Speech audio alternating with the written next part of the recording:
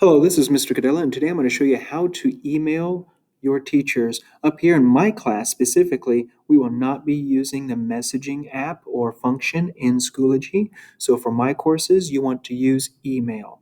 Now, I will share this with you. Before you email, make sure that you're checking all our news, our assignments, and our resources.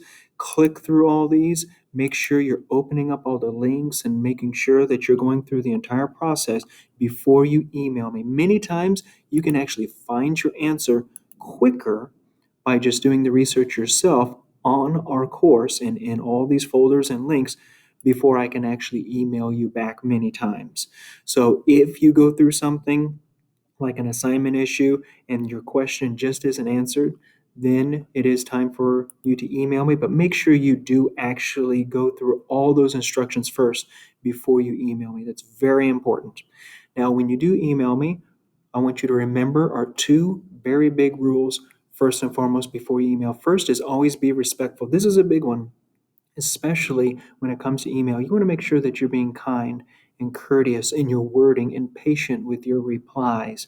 It is never okay to be hurtful, whether in person or online. Make sure that you're being kind in all your wording. Now, second, always work hard. Make sure you're being very specific and exact and include attachments and pictures and so forth and so on with your emails. I've received emails in the past where it said, I have a question, what's the assignment? Or simply, I turned it in. And those are very, very non specific emails. I really don't know exactly how to help that student specifically. Now, let's go through this example email. You'll notice that it is addressed to Mr. Cadella. My email is Will, my first name, dot, my last name, Cadella, Codilla at lsr7.net. When you email me, please make sure you're using your lsr7.net email as well. Please do not use a personal email. Only use your school issued email. So there's my email right there.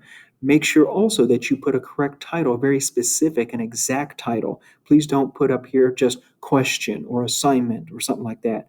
Put in something very specific so I know exactly what the topic of your email is.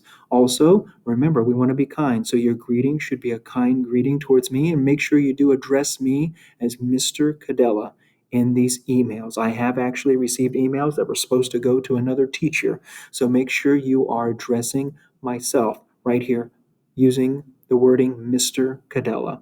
I only go in class by two titles, Mr. Cadella or Sir.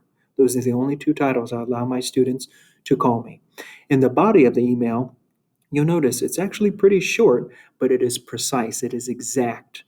Now, this student is asking a specific question here. After they could not find the answer easily in Schoology, they searched throughout the resources and assignments, and now they're asking me a specific question. Make sure your questions are specific. Again, just don't say, I have a question about the assignment, or what are we working on? I have literally gotten emails like that, and I do not know how to best help that student with such an email. Please make sure your emails are exact. Notice the closing of this email as well.